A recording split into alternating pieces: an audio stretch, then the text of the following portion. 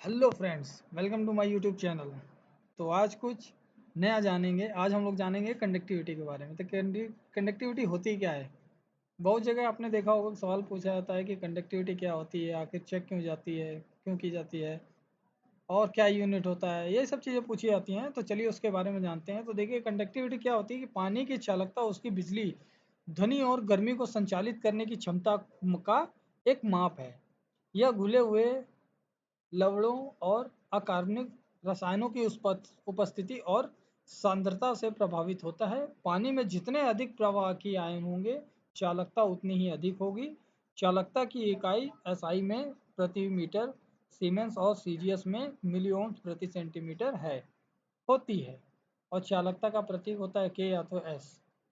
तो चलिए दोस्तों, मैं आपको इसको नॉर्मल भाषा में समझाता हूँ। देखिए कि अगर पानी में घुले हुए आयंस, जो अकार्बनिक आयंस होते हैं और कार्बनिक आयंस होते हैं, वो दोनों जितने ज़्यादा रहेंगे कंडक्टिविटी उतनी ही ज़्यादा होगी, और जितना ही कम होगा उतना आप लोग को कम मिलेगा कंडक्टिविटी। चलिए अभी आगे और भी चीज़ें हैं जानने के लिए, तो आपको और सरल हो जाएगा कि आखिर होता क्या है कंडक्टिविटी। चलिए दोस्तों आगे बढ़ते हैं।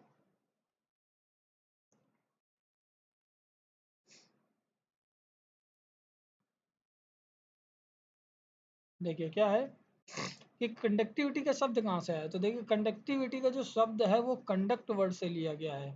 मतलब यानी कि चलाना या मूव करवाना होता है। कंडक्ट मीन्स, जैसे कंडक्टर सुना होगा आपने, क्योंकि वो बस का चालकता होता है, वो बस को चलाने में सहयोग करता है। उसी तरह से कंडक्टिविटी शब्द जो है वो कंडक्ट वर्ड से लिया गया है। फिर देखेंगे कि टाइप्स ऑफ कंपाउंड क्या होते हैं। तो वाटर में काफ़ी सारी इम्प्योरिटीज मौजूद रहती है, और वाटर में दो कंपाउंड मौजूद रहता है। कौन कौन सा। पहला होता है ऑर्गेनिक कंपाउंड, जो कि ये आप देख रहे हैं, और दूसरा होता है इनऑर्गेनिक कंपाउंड। तो ऑर्गेनिक कंपाउंड क्या होता है। ऐसे कंपाउंड जो कार्बन कंटेंट अपने अंदर रखते हों। एग्जाम्पल के तौर पे जैसे ऑयल हो गया और अल्कोहल हो गया। दूसरा होता है इनऑर्गेनिक कंपाउंड, जो लैक ऑफ कार्बन होते हैं, जिनके पास कार्बन कंटेंट नहीं होता है। वो कौन कौन से होते हैं। कैल्शियम, मैग्नीशियम, सोडियम और भी होते हैं। और मतलब इनका कैल्शियम, मैग्नीशियम, सोडियम का कार्बोनेट, यानी कि calcium carbonate, calcium bicarbonate, magnesium carbonate, magnesium chloride, sodium nitrate, sulphate, silicate, ये सारे जो होते हैं ये होते हैं लैक ऑफ कार्बन, जिनके पास कार्बन कॉन्टेक्ट नहीं होता है। अब देखिए क्या नीचे दिया है कि पानी में जितना भी कंपाउंड होते हैं, चाहे ऑर्गेनिक हो या इनऑर्गेनिक हो, इसमें कुछ ऐसे कंपाउंड होते हैं जो कि इलेक्ट्रिक पावर को कंडक्ट कर पाते हैं, और कुछ नहीं कर पाते हैं। यानी कि मतलब कि कुछ कंपाउंड होते हैं जो इलेक्ट्रिक पावर को कंडक्ट कर पाते हैं, और कुछ कंपाउंड इलेक्ट्रिक पावर को कंडक्ट नहीं कर पाते हैं। चलिए और आगे देखते हैं। तो ये क्या है कंडक्टिविटी और नॉन कंडक्टिविटी क्या होता है। तो देखिए, कंपाउंड के अंडर में आता है ये दोनों। तो पहला क्या होता है कंडक्टिव, और दूसरा होता है नॉन कंडक्टिव। तो कंडक्टिव कौन सा होता है, जैसे NaOH, जिनके पास एक प्लस हो और एक माइनस हो, दो आयंस, तो वो क्या होते हैं स्ट्रॉन्ग कंडक्टिविटी प्रेजेंट करते हैं। जैसे कि ये दोनों मिलके NaOH हो गया, HCl हो गया, कैल्शियम क्लोराइड हो गया, अमोनियम सल्फेट हो गया, या सारे क्या होते हैं कंडक्टिव कहलाते हैं, सारे स्ट्रॉन्ग कंडक्टिविटी। और ये फुल्ली डिसोसिएट होता है, स्ट्रॉन्ग इलेक्ट्रिक प्रोड्यूस होता है। यानी कि ये जहाँ पर मिलेगा आपको, वहाँ पर कंडक्टिविटी हाई रेंज में ही मिलेगी, कहने का मतलब ये है। और दूसरा होता है वीक कंडक्टिविटी। वो कैसा होता है, जैसे एसिडिक एसिड हो गया, अमोनियम हाइड्रोक्साइड हो गया, लीड सल्फेट्स हो गया, या पार्शियल डिसो ये क्या होता है, ये पार्शियल डिसोशिएट होता है। वीक इलेक्ट्रिक प्रोड्यूस होता है इसमें, और जितना कम आयंस प्रोड्यूस होगा उतना कम इलेक्ट्रिसिटी जनरेट होगी, और हमारा कम कंडक्टिविटी शो होएगा। चलिए आगे देखते हैं। अब देखिए यहाँ क्या दिखाएगा, conductive to water in different type of water. यानी कि तीन तरह का पानी हम लोगों ने लिया है, और उसमें क्या क्या है। पहला है सॉल्टेड वाटर, मतलब यानी कि सी वाटर जो होता है, उसमें देखिए सारा कुछ मौजूद रहता है। पोटेशियम भी, क्लोराइड भी, कैल्शियम भी, मैग्नीशियम भी, सोडियम भी, हाइड्रोजन भी, और उसमें H2O भी रहता है। फिर आ गया दूसरा टैप वाटर।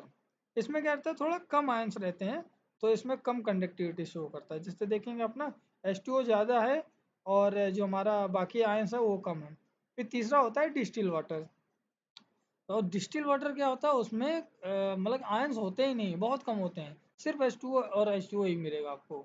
इसीलिए क्या होता है, distil water has no ions to conduct electricity, यानी कि आयंस इसमें है नहीं तो इलेक्ट्रिसिटी इसमें जनरेट नहीं होगी, तो क्या होगा, हमारी कंडक्टिविटी कम शो करेगी। चलिए फिर देखते हैं अब क्या दिया है। कंडक्टिविटी मीटर का आविष्कार जो है वो किसने किया था, तो जो कंडक्टिविटी मीटर का आविष्कार है वो फ्रेड रिच जो हैं उन्होंने किया था। कब किया था, और ये एक जर्मन फिजिसिस्ट थे, और इन्होंने 19 सेंचुरी में इसका आविष्कार किया था, 19th सेंचुरी में इसका आविष्कार किया था। चलिए दोस्तों आगे देखते हैं। अब देखिए यहाँ क्या दिखाया गया है कि दो टाइप से हम लोग कंडक्टिविटी चेक करते हैं। पहला हो गया पेन टाइप और दूसरा हो गया बेंच टॉप टाइप।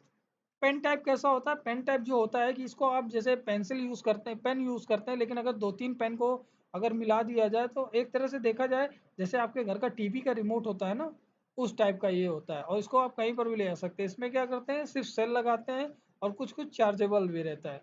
अगर चार्जेबल रहेगा तो उसको चार्ज करके आप फिर से यूज कर सकते हैं, नहीं तो सेल चेंज करके आप इसको यूज कर सकते हो। दूसरा क्या होता है बेंच टॉप टाइप। ये क्या होता है, ये इलेक्ट्रिसिटी से चलता है, और इसका कैलिब्रेशन इसका भी होता है और इसका भी, दोनों का कैलिब्रेशन, बस दोनों में यही फ़र्क है कि जो बेंच टॉप टाइप है ये इसको आप कहीं ले नहीं जा सकते हैं, लेकिन पेन टाइप का है वो आप पॉकेट में डाल के कहीं भी ले जा सकते हैं। चलिए आगे देखते हैं। अभी आगे क्या दिया है, कंडक्टिविटी को मतलब कि कैलकुलेशन से कैसे देगा। तो अगर आपको TDS पता है तो डिवाइडेड बाई 0.65, एग्जाम्पल के तौर पे TDS बराबर 500, तो 500 डिवाइडेड बाई 0.65 बराबर हमारा कंडक्टिविटी आ जाएगा। जैसे 500 का TDS का 769 कंडक्टिविटी आया। उसी तरह मैं आपको और बता दूं कि अगर कंडक्टिविटी आपको पता है जैसे 769 आया तो उसमें मल्टीप्लाई 0.65 कर देंगे तो आपका TDS शो हो जाएगा। अब ये 0.65 का फैक्टर कहाँ से आया वो मैं आपको अलग वीडियो में बता दूंगा। चलिए आगे देखते हैं। अभी क्या है कैलिब्रेशन की तैयारी। तो क्या करना है, पोर्टेबल कंडक्टिविटी मीटर की कैलिब्रेशन करने की एक महत्वपूर्ण कदम है जो यह सुनिश्चित करता है कि मीटर सही कंडक्टिविटी माप रहा है। यहाँ कैलिब्रेशन के लिए एक स्टेप बाय स्टेप आपको गाइड दिया गया है। पहला क्या करना है, मीटर को चालू करना है, पोर्टेबल कंडक्टिविटी मीटर को ऑन करें और उसे वार्म अप होने दें, यानी कि आप इसको ऑन करने के बाद 5 से 10 मिनट के लिए छोड़ दिए ताकि वो वार्म अप हो जाए अच्छी तरह से। फिर उसके बाद कैलिब्रेशन सॉल्यूशन के को तैयार करना है, जिसमें 3 कैलिब्रेशन सॉल्यूशन का मतलब तैयार करना है। पहला कौन सा होता है 84 कंडक्टिविटी का, दूसरा 1413 कंडक्टिविटी का, तीसरा होता है 12.88 माइक्रोसीमेंस कंडक्टिविटी का। इस ध्यान रखिएगा ये दोनों माइक्रोसीमेंस है, लेकिन ये दूसरा वाला 12.88 मिलीसीमेंस पर सेंटीमीटर स्क्वायर का हमें बनाना है। फिर उसके बाद इलेक्ट्रोड को साफ करना है, इलेक्ट्रोड को डिस्टिल वाटर से साफ करें और उसे ड्राई करें। फिर आगे क्या करना है, अभी क्या है कैलिब्रेशन की जांच। तो कैसे जांच करेंगे, तो मीटर को कैलिब्रेशन मोड में डालेंगे, पोर्टेबल कंडक्टिविटी मीटर को कैलिब्रेशन मोड में डालेंगे। इसके लिए मीटर के मेन्यू में जाएं और कैलिब्रेशन ऑप्शन को चुनना है, यानी कि आप जैसे उसको देखेंगे तो डिस्प्ले पे आपको यहाँ पर कैलिब्रेशन का एक ऑप्शन मिलता है, उसको आपको क्लिक करना है। उसके बाद 84 माइक्रोसीमेंस पर सेंटीमीटर स्क्वायर का जो हमने एक सॉल्यूशन बना के रखा है उसको कैलिब्रेशन सॉल्यूशन में इलेक्ट्रोड को डुबाना है, और फिर इलेक्ट्रोड को डुबाने के बाद मीटर को थोड़ा स्टेबलाइज होने देना है ताकि वह जितना भी हमारा कंडक्टिविटी उसके अंदर है वो उसको सेंस कर सके, वह उसको विजुलाइज कर सके, यानी कि मीटर में दिखा सके। फिर उसके बाद मीटर को 84 माइक्रोसीमेंस पर सेट करना है। फिर मीटर को 84 माइक्रोसीमेंस पर सेट करके करने के लिए इसके लिए मीटर के मेन मेन्यू में जाए और 84 माइक्रोसीमेंस पर सेंटीमीटर को इंटर करना है। अगर वो वैल्यू अगर आपकी 82 या 83 या 85 जाती है तो आप उसको एडिट करके इतना भी कर सकते हैं। फिर उसके बाद 1413 माइक्रोसीमेंस का पर सेंटीमीटर स्क्वायर का हमें क्या करना है, एक और सॉल्यूशन बनाना है। ये दूसरा सॉल्यूशन है, पहला सॉल्यूशन हो गया 84 का और दूसरा हो गया 1413 का। फिर कैलिब्रेशन सॉल्यूशन में इलेक्ट्रोड को डुबाना है और डुबाने के बाद और मीटर को फिर स्टेबलाइज होने देना है थोड़ी देर के लिए, जैसे पहले बार में हम लोग किया था, सेकंड टाइम में भी वैसे ही करना है। फिर मीटर को 1413 माइक्रोसीमेंस पर सेंटीमीटर पर सेट करना है, और सेट करने के बाद इसके लिए मीटर क्या करना है, इसके लिए मीटर के मेन्यू में जाना है और 1413 सेंटीमीटर माइक्रो सीमेंस पर सेंटीमीटर को टाइप करना है और उसको इंटर कर देना है। फिर आया दोस्तों तीसरा हम लोग का तीसरा मतलब कि पड़ाव बोल सकते हैं या तीसरा सॉल्यूशन बोल सकते हैं। तो तीसरा सॉल्यूशन जो हम लोग यूज़ करेंगे तो 12.88 माइक्रो सीमेंस पर सेंटीमीटर, ये माइक्रो था, ये मिली है, तो मिली सीमेंस पर सेंटीमीटर का, यानी कि उसको क्या करना है, कैलिब्रेशन सॉल्यूशन में इलेक्ट्रोड को डुबाना है और मीटर को क्या करना है, थोड़ी देर के लिए स्टेबलाइज होने देना है, जैसे इन दोनों के साथ हमने किया था। और उसके बाद उसको ये देखिए यहाँ पर दिया है, मीटर को सेट करना है। और सेट करने के बाद इसके लिए क्या करना है, मीटर के मेन मेन्यू में मतलब मेन्यू में जाना है और 12.88 माइक्रो नहीं है मिली सीमेंस पर सेंटीमीटर को टाइप करना है और एंटर कर देना है। कैलिब्रेशन को इसके इन तीनों होने के बाद क्या करना है कि कैलिब्रेशन को सेव करना है। इसके लिए मीटर के मेन्यू में जाएंगे और सेव का ऑप्शन चुनेंगे। अभी देखिए यहाँ पर आपका भी कंप्लीट नहीं हुआ है, इसके आगे भी अभी प्रोसेस और है। फिर इसके बाद क्या करेंगे, मीटर को क्या करेंगे, कैलिब्रेशन की जांच करेंगे हम लोग कि आखिर हम लोग का जो कैलिब्रेशन हुआ है वो अच्छी तरह से हुआ है कि नहीं हुआ है। उसकी जांच कैसे करेंगे, तो मीटर को 84 माइक्रो सीमेंस पर सेंटीमीटर पर चेक करें।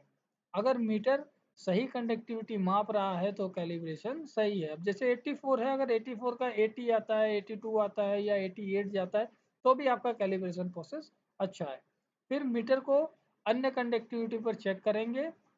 अगर मीटर सही कंडक्टिविटी माप रहा है तो कैलिब्रेशन सही है। यानी कि अगर मान लीजिए आपको किसी डीएम वाटर का देखेंगे कि हमारा डीएम वाटर का सपोज दैट अगर 1 कंडक्टिविटी से नीचे रहता था तो यह 1 कंडक्टिविटी शो कर रहा है कि नहीं कर रहा है, तो वहाँ से भी आप पता कर सकते हैं। और फिर इतना सब करने के बाद यदि आपको कैलिब्रेशन की प्रक्रिया में कोई समस्या आती है तो आप पोर्टेबल कंडक्टिविटी मीटर के मैनुअल को पढ़ सकते हैं या मैन्युफैक्चरर की वेबसाइट पे जाकर के उनसे कांटेक्ट भी कर सकते हैं।